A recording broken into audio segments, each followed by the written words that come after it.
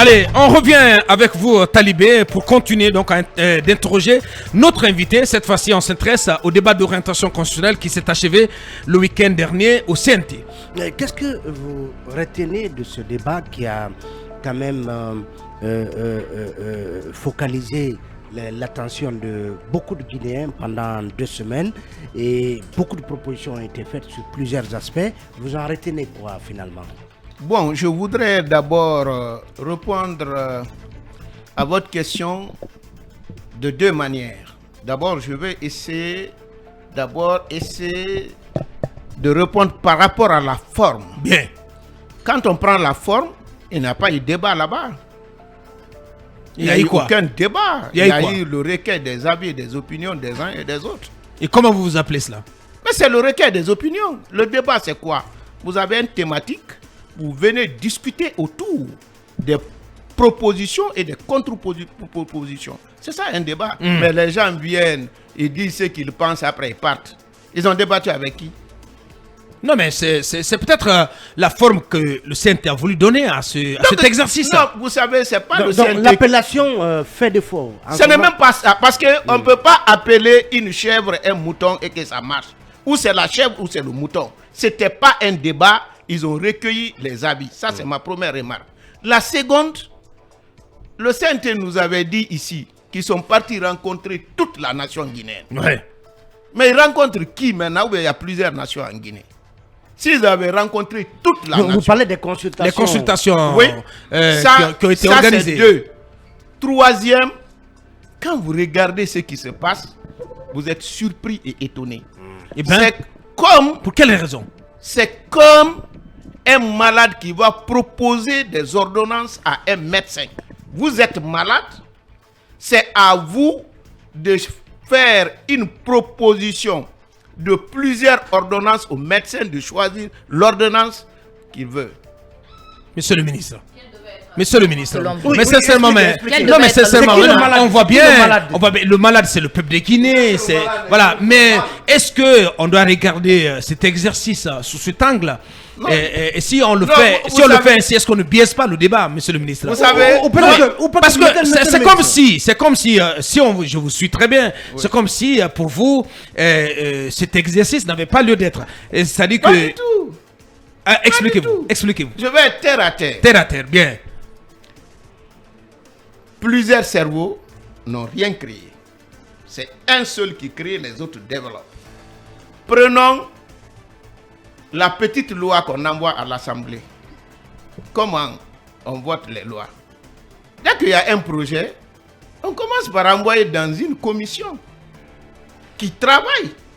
Après que cette commission a fini le travail, on fait l'intercommission.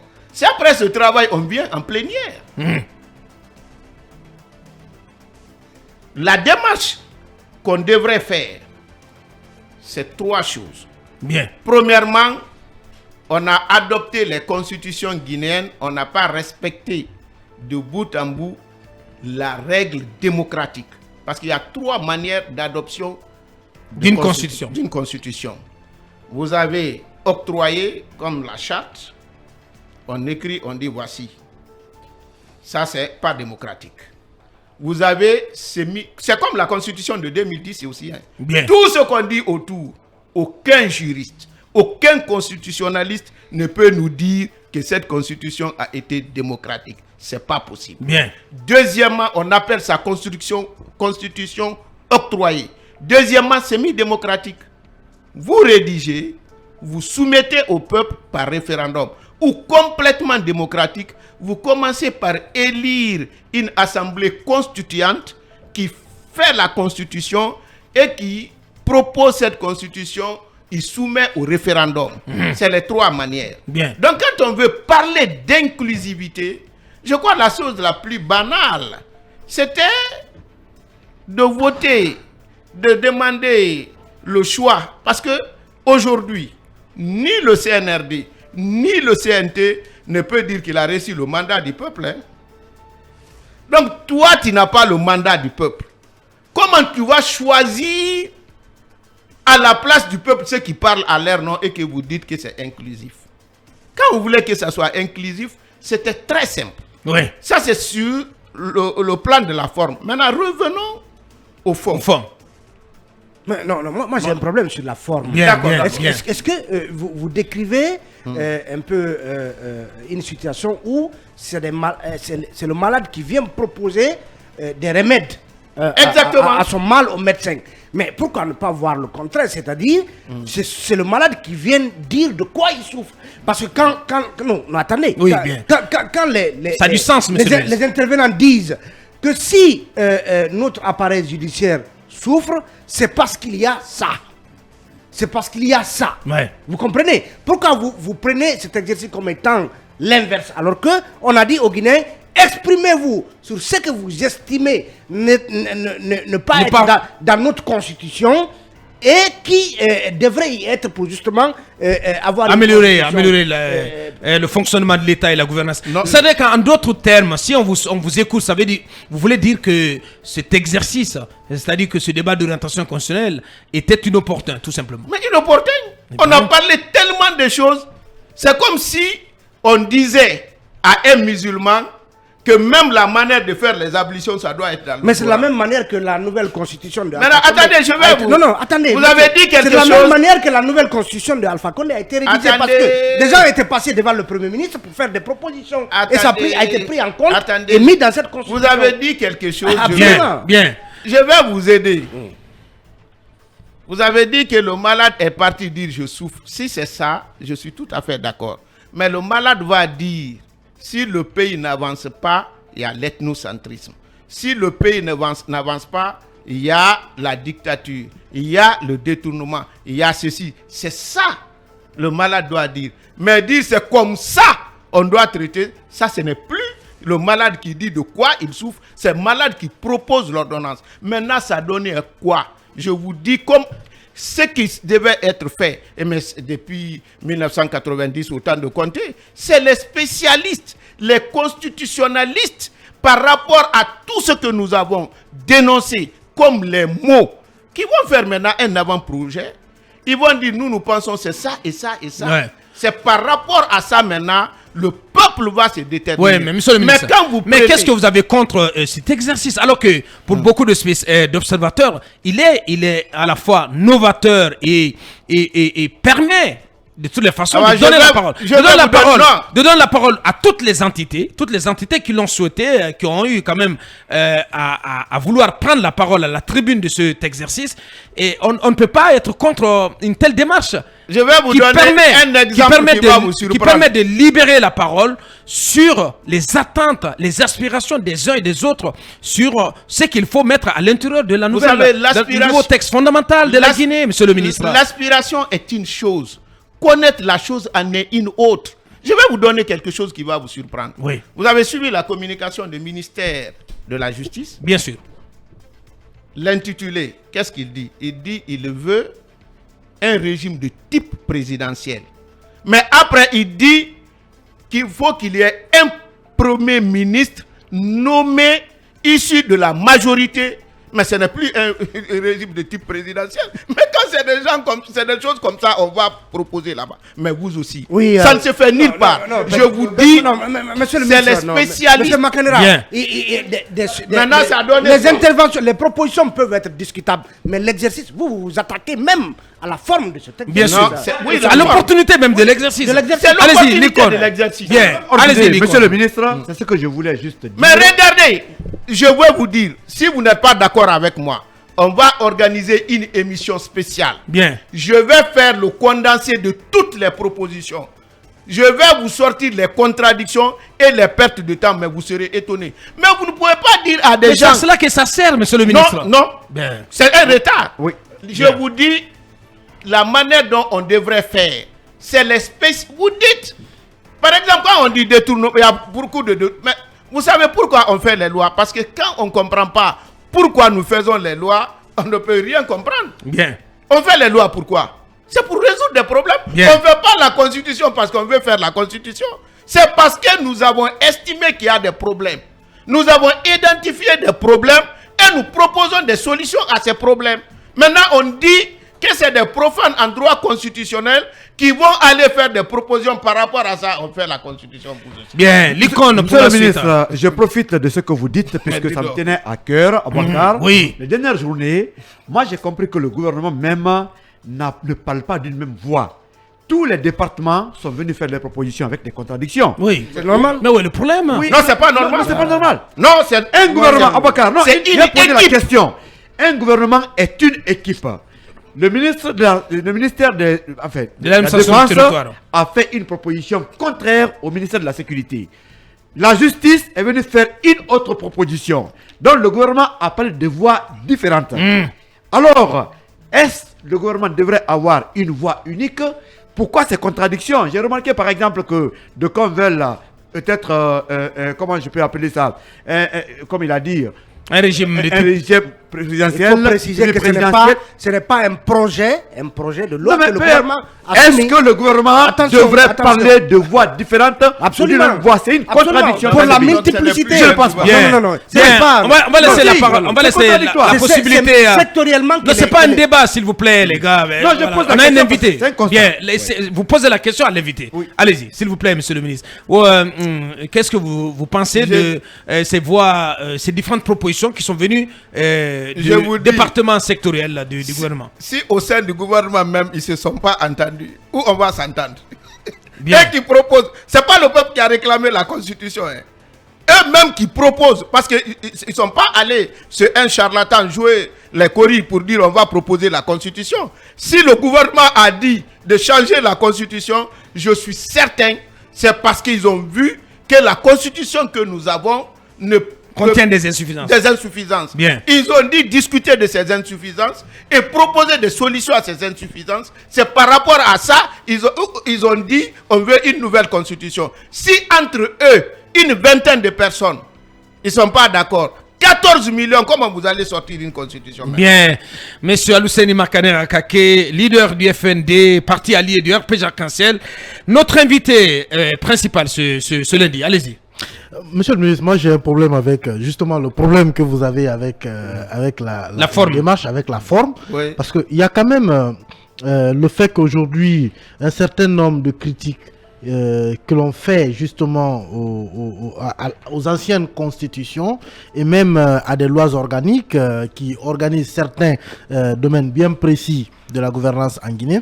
Beaucoup d'acteurs, même des juristes, des magistrats, sont venus dire qu'il y a des problèmes avec les textes. Pourtant, c'est justement la forme que vous défendez qui a abouti à la rédaction de ces constitutions, de ces lois organiques. Aujourd'hui, est-ce que vous ne pensez pas que justement, entendre l'avis des gens auxquels s'appliquent même ces textes, qui les trouvent contradictoires, vous ne pensez pas que c'est une nouvelle, peut-être une démarche qu'il faut essayer? Parce qu'on a essayé la première démarche. On vient de se rendre compte qu'il y a problème, monsieur le ministre. Bien. Est-ce que ce n'est pas opportun, vous ne reconnaissez pas l'opportunité et la légitimité d'essayer une autre démarche? Je voudrais qu'on soit très simple. Vous savez, la dernière fois, j'ai entendu que ce sont nos textes qui posent problème, pas les hommes. Je voudrais vous dire.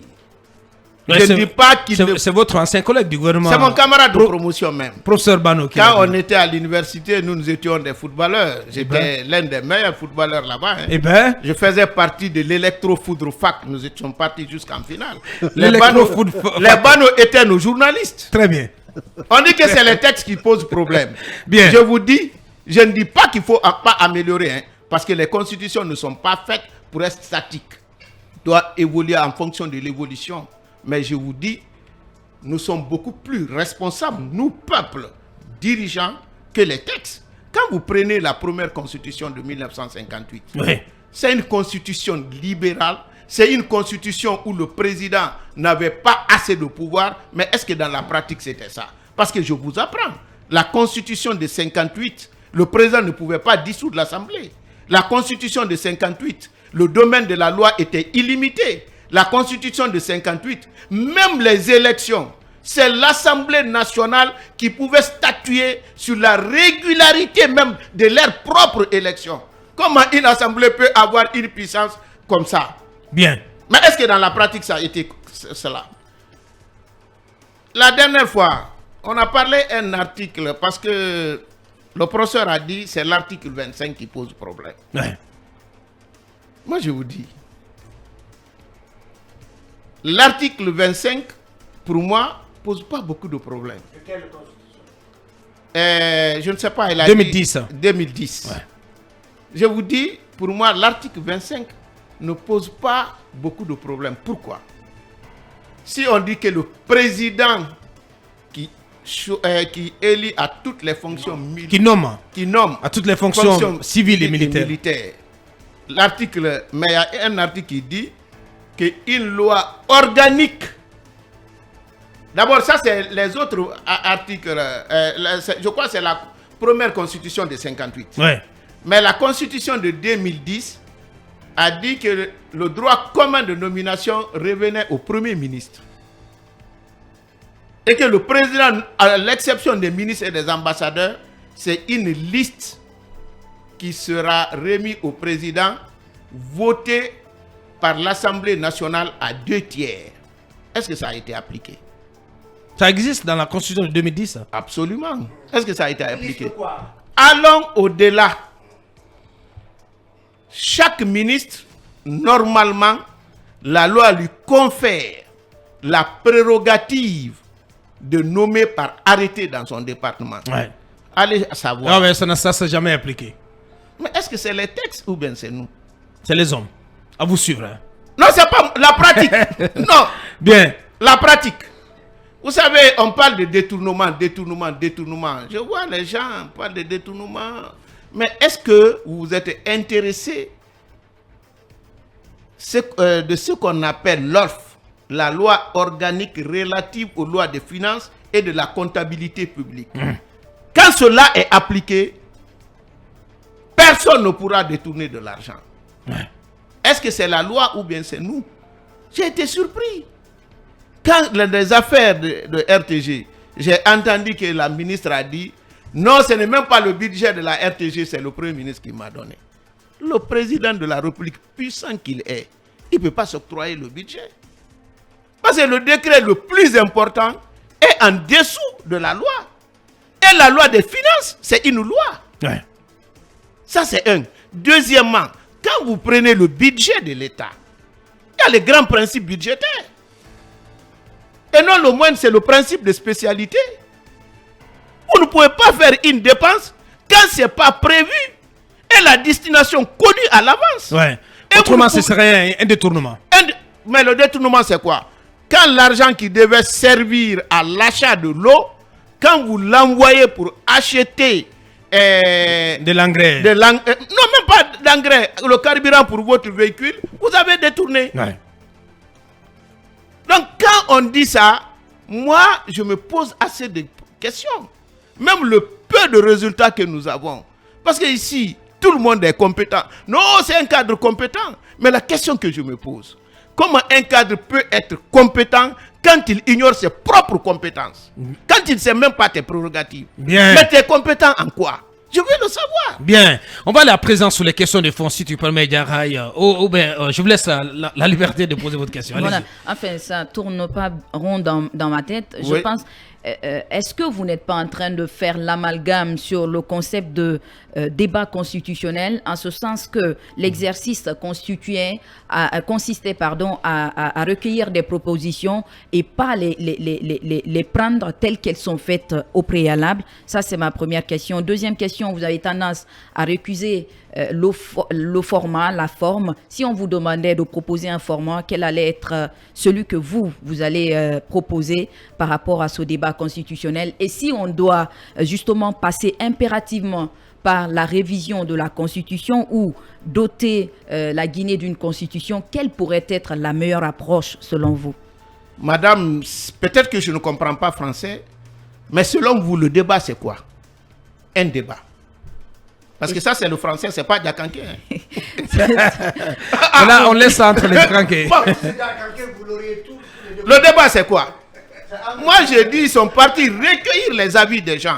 Mais si vous pensez le contraire, vous pouvez me définir c'est quoi le débat. Ça, c'est un. Donc, on devait des recueils de propositions. Mais c'est clair. Mais est-ce que ça sous-entend que... on a l'impression que vous estimez que les propositions qui sont faites là seront prises telles quelles, alors que c'est pas le cas. Non, moi, je n'ai jamais dit ça. J'ai dit, mais... on ne peut même pas faire. Parce que ceux qui sont partis, j'ai dit les 90% des propositions, même des gens sur lesquels on pensait qu'on allait trouver. Je vous dis, même le ministère de la Justice a fait une confusion entre un régime présidentiel et un régime parlementaire. Est-ce que vous pensez qu'on peut mettre ça dans la Bien, on va avancer sur le fond, sur le débat de fond. Je vous dis, et je répète, plusieurs cerveaux n'ont rien créé. Quand vous devez faire le travail, mais entre nous, vous savez, laissez la dimension de la Constitution. Si vous voulez faire un texte parmi vous ici, qu'est-ce que vous dites? Toi et toi, trois, retirez-vous, allez proposer quelque chose dont on vient de discuter. Mais ça, c'est aussi ça. Mais c'est ce qu'ils ont fait. Mais voilà. C'est ce que les syndicats ont fait. On va essayer d'aller sur... Ils se sont retrouvés entre corporations pour proposer... Talibé, si tu permets, on va essayer de recueillir son avis sur certaines questions de... enfin, en tout cas, certaines grandes questions. On dit aux constitutionnalistes, allez travailler. Voici les mots dont souffre la Guinée. Mais selon vous, quels sont les remèdes possibles? C'est ce qu'on vient soumettre maintenant aux gens pour discuter. Donc dans ça, docteur, dans ça, s'il est mal pris. Mais je vous dis ça, c'est évident. Mais ce qui se passe en Guinée là, vous avez vu où? Parce que de toute façon, la Guinée n'est pas... La Guinée c'est un pays quand même. Vous avez vu où? Parce qu'on copie les autres. Hein. Le mot constitution n'existe pas dans nos langues. Mais non, mais il n'y a pas de méthode ou démarche immuable là-dessus quand même. Non, il y a des règles qui transcendent. Il y a des règles qui transcendent. Très bien. Allez-y, Mamadouri. Bon, je commence par un petit constat, sauf si je me suis trompé de constitution de 2010, puisqu'on dit que c'est à l'article 25 qu'on parle du pouvoir de nomination. Non, je ne dis pas l'article 25, je dis l'article passé. Ce n'est même pas moi qui ai évoqué, hein. Oui. C'est Dr Bano. Effectivement. C'est-à-dire, il dit la constitution de 58, regardez, qui dit que c'est le président qui nomme à tous les emplois. C'est possible. Bien. J'ai lu là-bas. C'est possible. Oui. Je ne me rappelle pas de l'article. Que c'est ce qui pose problème. J'ai dit, mais ça a été corrigé dans la constitution de 2010 qui donnait le droit commun de nomination au Premier ministre. Voilà. Et que le président devait pouvoir nommer seulement des cadres suivant une liste qui sera votée à l'Assemblée nationale par 2/3 des membres de l'Assemblée nationale. J'ai cru entendre que c'était à l'article 25. C'est une toute autre disposition. Voilà, à l'article 25. Alors la question c'est, qu'est-ce que vous dites clairement de la proposition par exemple du ministère de l'administration du territoire qui propose la limitation d'âge pour les candidats à la présidentielle à 70 ans je crois, et puis même la réduction drastique du nombre de partis politiques proposé là aussi, je crois, et par l'administration du territoire et je crois aussi par le ministère de la Justice. Bien. Avant de répondre à cette question, voilà, quelques réactions rapidement, monsieur le ministre, c'est important parce que beaucoup d'auditeurs sont à l'écoute. Je conseille à mon grand frère Makanera de participer au débat au CNT en lieu et place des médias. Ça, c'est Mohamed Sita Sissé, donc Citanium, DG de la Poste. La Foudre Fac était la faculté d'électrotechnique dirigée à l'époque par le professeur Abdoulaye Diakité. Bella Kamano, voilà, qui s'exprime également. Le pays souffre et il va souffrir tant que les esprits avertis potentiellement laisseront l'espace public aux esprits qui souffrent de cécité inconsciente. L'ignorance incurable part de soi. Le débat a bel et bien eu lieu entre intervenants et les conseillers sur des point ombrageux. Celui qui connaît tout ignore beaucoup de tout. Je vous prie de lire l'histoire des constitutions. Voilà, je pense que c'est une attaque en direct à l'endroit de notre invité.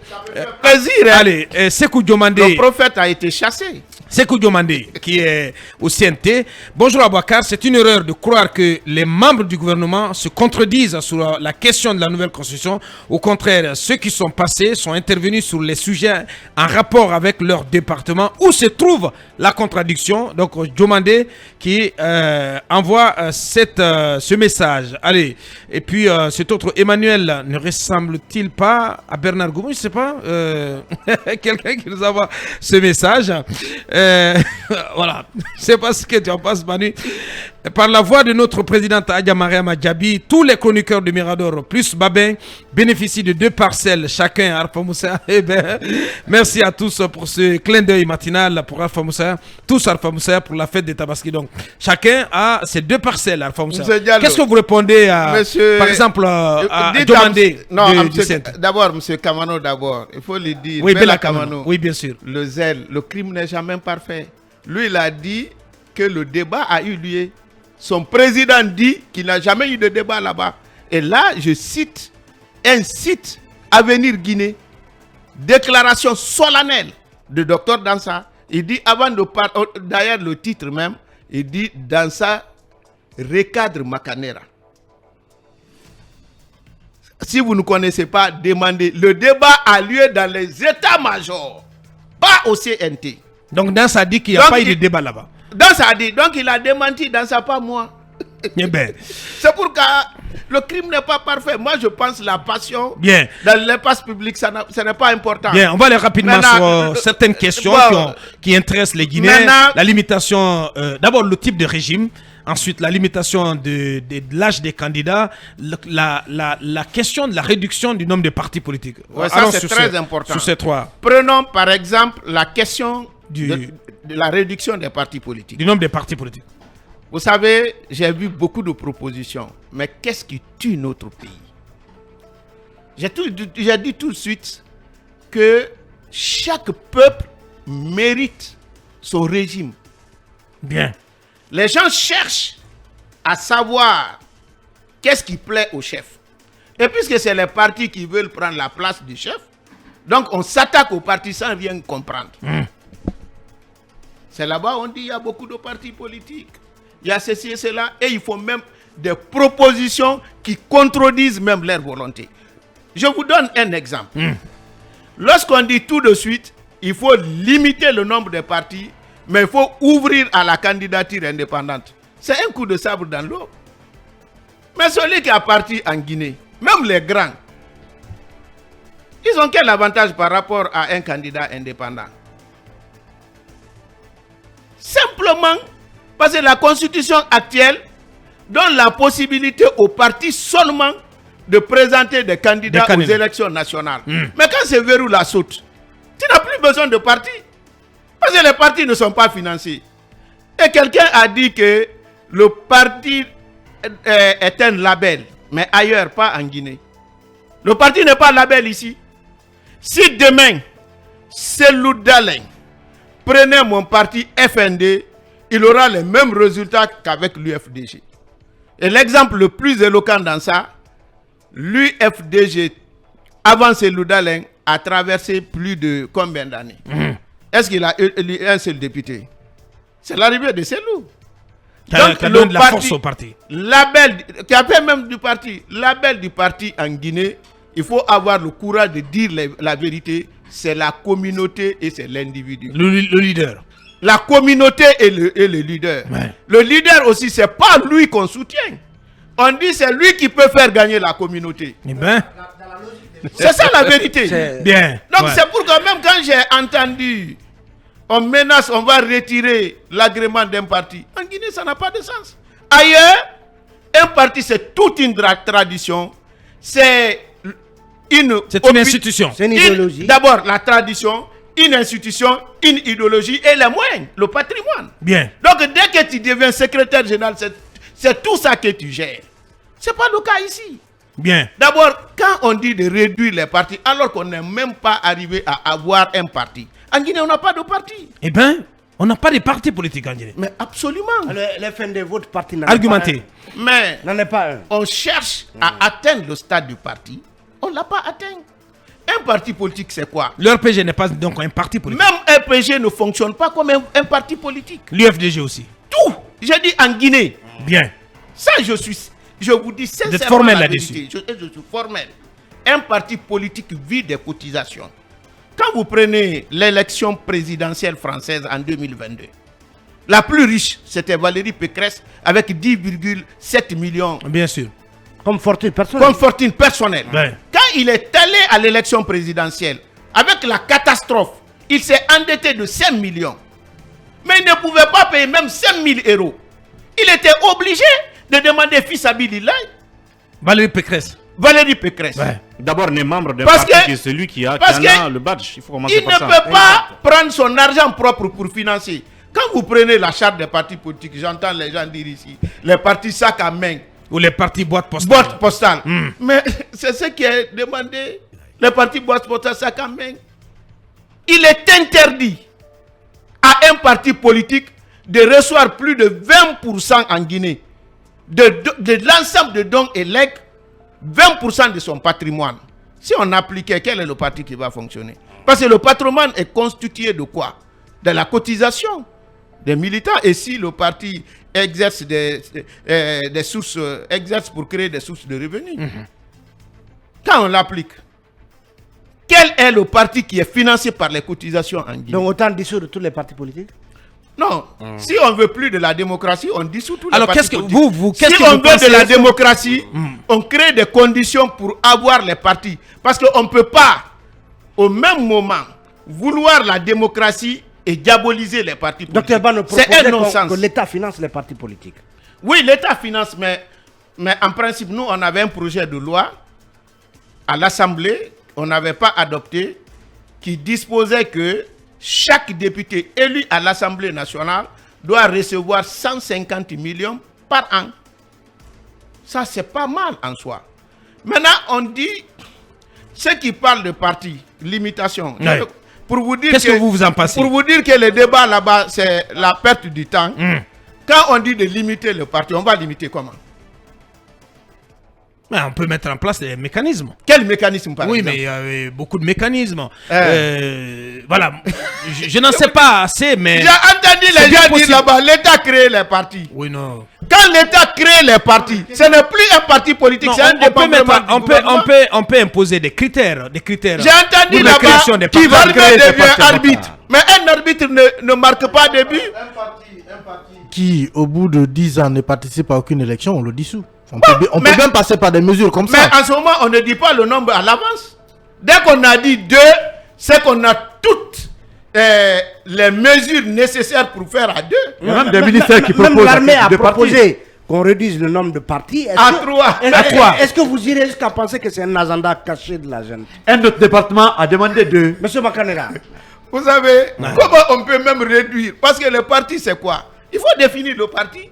Le parti, c'est l'association des personnes qui ont des idées communes et des intérêts communs qui se mettent ensemble pour défendre leurs idées. Soit influencer le parti au pouvoir, le soutenir ou s'opposer au parti là. Mais si c'est celui qui est au pouvoir qui crée son parti, c'est un démembrement du gouvernement, ce n'est pas un parti politique.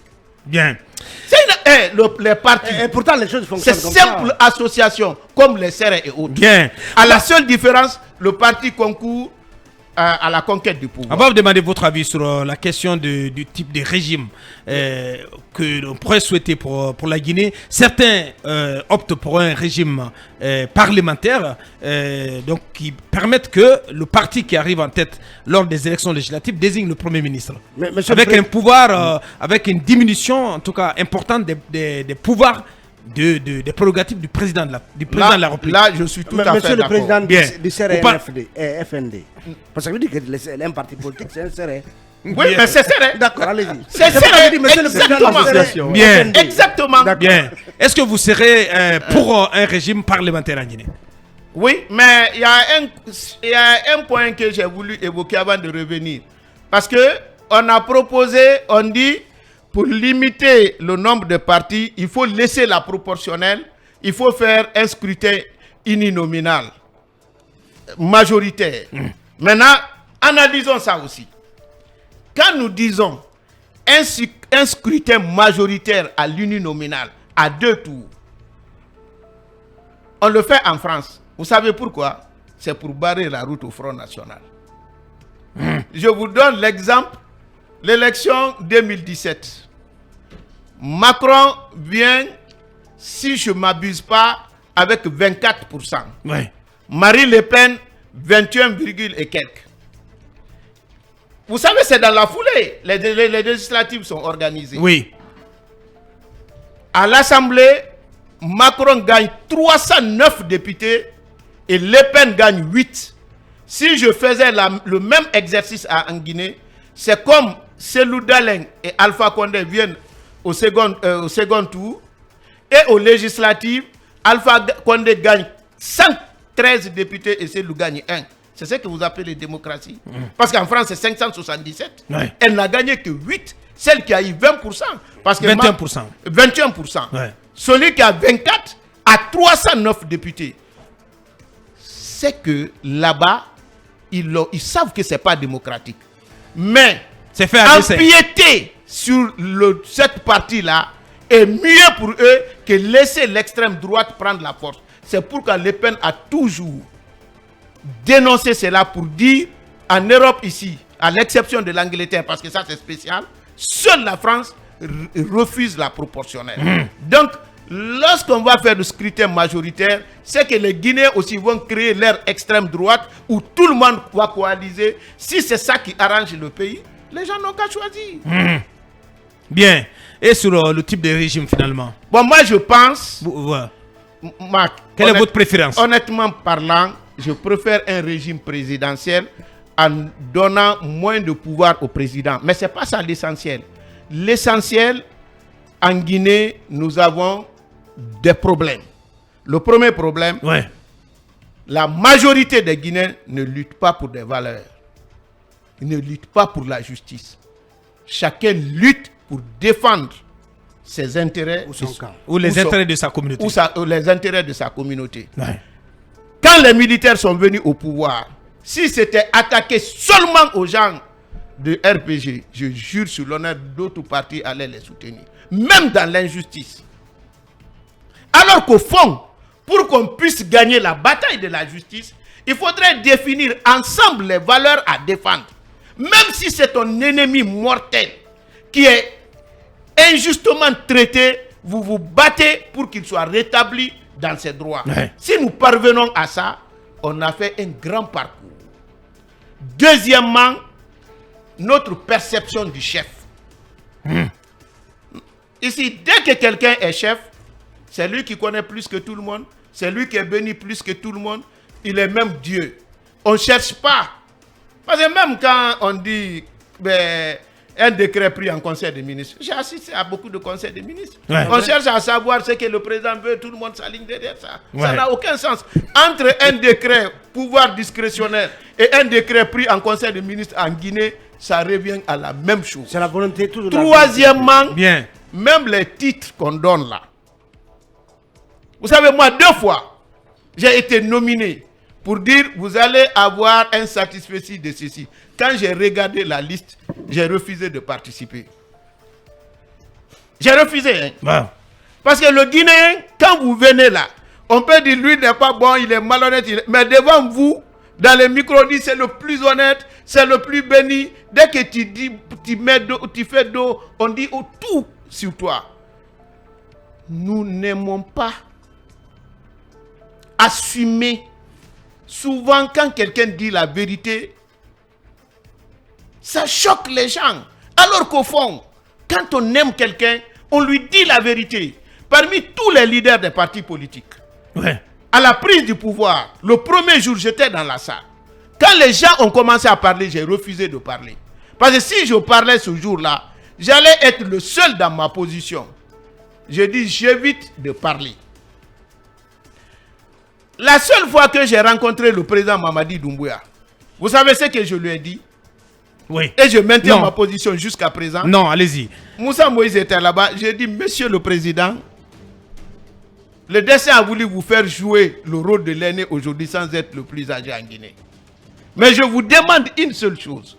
C'est de pouvoir naviguer entre 2 impératifs sans se heurter ni à l'un ni à l'autre. C'est-à-dire celui de l'indépendance de la justice et aussi de s'assurer que cette justice est rendue dans la règle de l'art.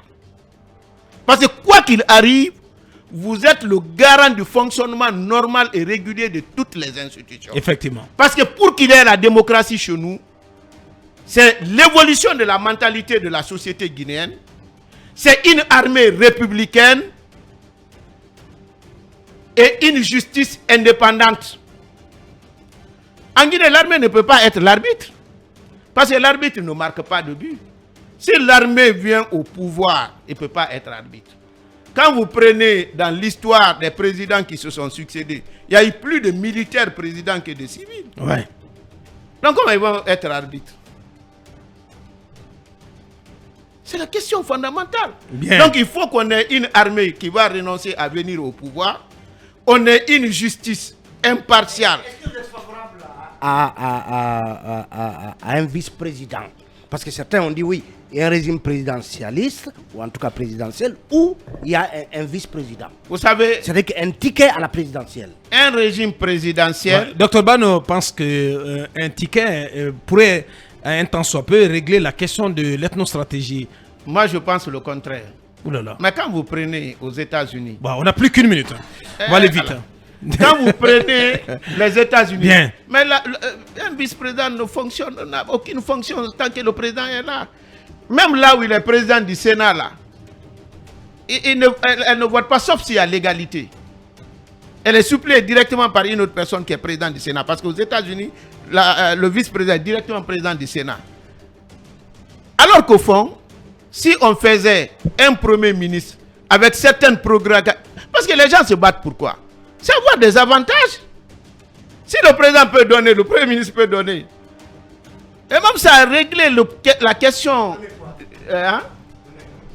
Bien. Donner des postes, des fonctions, des intermédiaires. Dis donc. Bien. Tous ceux qui viennent vous dire je me bats pour le pays, ils sont en train de mentir. Eh ben. La nature humaine voudrait. Non. Bien. On se bat pour soi et pour le pays. Grand merci à vous, monsieur le ministre. Sincèrement, on aurait aimé prolonger tellement ce débat, parce que Marcanera, il est très intéressant.